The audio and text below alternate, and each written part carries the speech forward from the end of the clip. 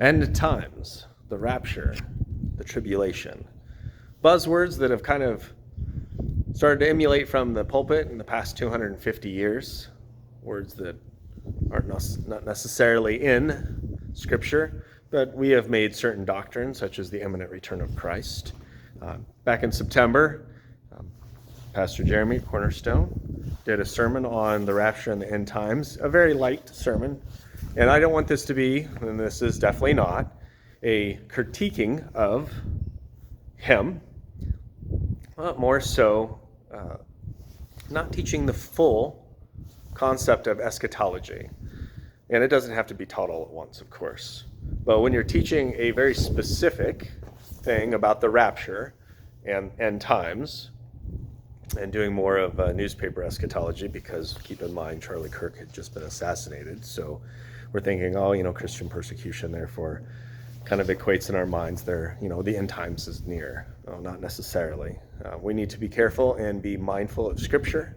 Read all of Scripture in context. In fact, the first 3 principles of reading Scripture is context, context, context. And making sure that we're not reading something that's not written to us, but written to the Jews of that day, prior to 70 AD, and something that's written for us, for our edification. The one thing that stuck out in that message that I would definitely call misapplied teaching is the tribulation.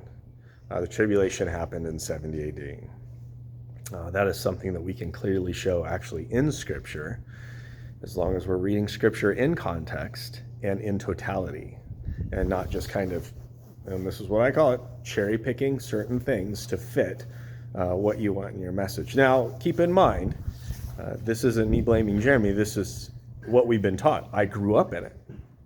I grew up dispensational, and then I started applying Scripture in context, in totality, and got to the point where I realized, hey, Scripture's telling us something totally different than what our teachers have been telling us for the past 250 years. Now, keep this in mind as well. If Eve, being in the garden, a perfect place, next to Adam, walking with God, can be deceived by Satan, did God really say? And if the church was doing its job as intended, as God intended, would the United States really be a hellhole? Is it possible that the church has been deceived? Yeah, it's very, very possible that the church has been deceived. In particular, in this area. I would love to have a conversation with Pastor Jeremy and the elders of Cornerstone.